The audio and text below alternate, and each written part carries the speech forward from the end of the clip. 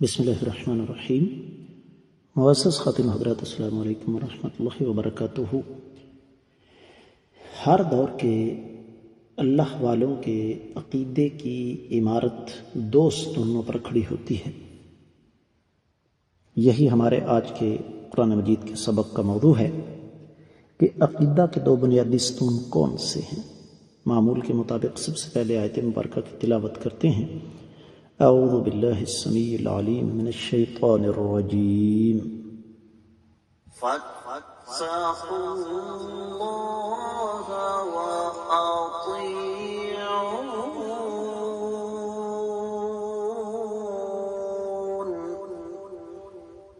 فاتقوا اللہ وأطیعون۔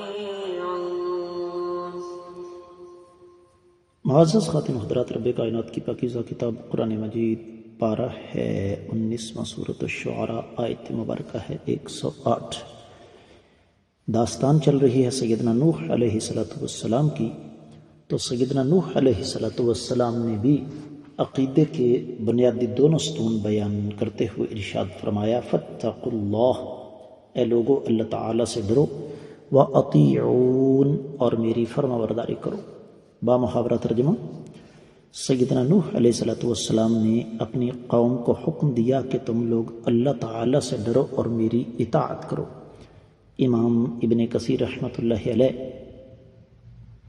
اس آیت مبارکہ کی تفسیر بیان کرتے ہوئے ارشاد فرماتے ہیں کہ فقد وضح لکم وبان صدقی، بلکہ فقد وضح لکم وبان صدقی ونصحی وامانتی فیما بعثنی بہ واتمننی علیہ، کہ اے لوگو یہ بات یاد رکھو کہ تمہیں اللہ تعالیٰ سے ڈرنا چاہیے جس کا پیغام میں تمہارے پاس لے کر آیا ہوں، جبکہ تمہارے سامنے میری سچائی، میری نصیحت، میری امانت اور میرا لایا ہوا پیغام بالکل روز روشن کی طرح عیاں ہو چکا ہے، واضح ہو چکا ہے۔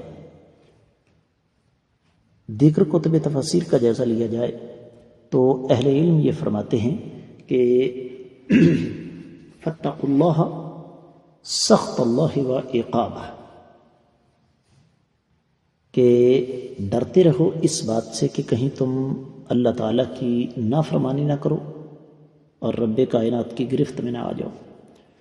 وَأَطِيعُونِي فِيمَا آمُرُكُمْ بِهِ وَأَنْهَاكُمْ عَنْهُ، اور میری فرما برداری کرو جس چیز میں تمہیں حکم دیتا ہوں اور تمہیں جس چیز سے منع کرتا ہوں۔ اور اہل علم یہ فرماتے ہیں کہ اگر غور کیا جائے تو عقیدے کی عمارت کھڑی ہی ان دو ستونوں پر ہوتی ہے۔ ایک فاتقوا اللہ، اللہ تعالیٰ کی توحید، اللہ کی وحدانیت، اور اس میں صرف خوف ہی نہیں بلکہ خوف کے ساتھ امید، دعا، رغبت، رحبت، ذبیحہ، قربانی، نماز، روزہ، سجدہ، رکوع، ہر چیز آ جاتی ہے۔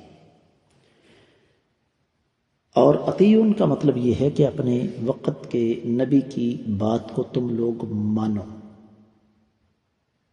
اصل میں یہ دونوں چیزیں معزز خاتم حضرات لازم و ملزوم ہیں۔ فاتقوا اللہ یہ پہلا مرحلہ ہے کہ اللہ تعالیٰ سے ڈرو، توحید کو اختیار کرو۔ کیسے؟ وَأَطِيعُونَ، جیسے وقت کا نبی، وقت کا رسول تمہیں حکم دیتا ہے۔ یہی وجہ ہے کہ وہاں تو تفسیر میں لکھا ہے کہ اَقَّدَ نُوحٌ امر قومہ بالتقوى والطاعة قائلا لهم اجعلوا الایمان وقایۃ لکم من عذاب اللہ، کہ سیدنا نوح علیہ السلام نے اپنی قوم کو یہ بات سمجھائی کہ اللہ تعالیٰ کے عذاب اور اپنے درمیان ایک رکاوٹ کھڑی کرو، اور جس چیز کا میں تمہیں حکم دیتا ہوں ان میں سرفہرست اللہ تعالیٰ کی عبادت ہے، وہ کرو، اور میں تمہیں بتوں کی عبادت سے روک رہا ہوں، اس سے رک جاؤ۔ اور یہ تاکید ہے،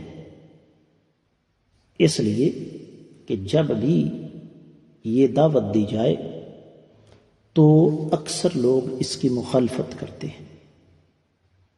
یہاں پر ایک اور چیز بعض اہل علم نے ذکر فرمائی ہے وہ کہتے ہیں کہ اس کا ایک معنی یہ ہے کہ فَإِنِّي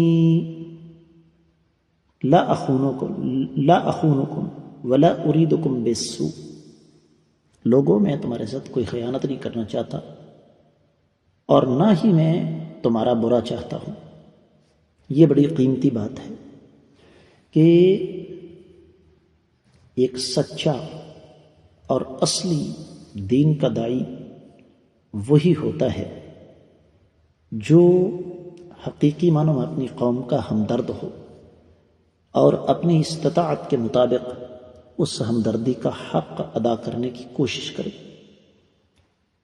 تو یہی بات سیدنا نوح علیہ السلام نے اپنی قوم سے یہ کہی کہ لوگو، مجھے کس چیز سے غرض ہے؟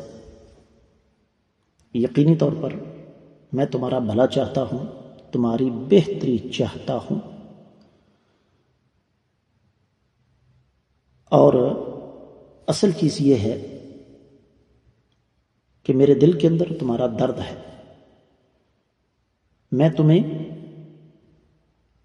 ایمان اور توحید کی طرف بلاتا ہوں، جو کہ فاتقوا اللہ کا بنیادی تقاضا ہے، اور اس میں داعیان دین کے لیے بھی ایک بہت بڑا سبق اور درس ہے کہ انہیں بھی اپنی دعوت انہی دو ستونوں پر کھڑی کرنی چاہیے، فاتقوا اللہ واطیعون۔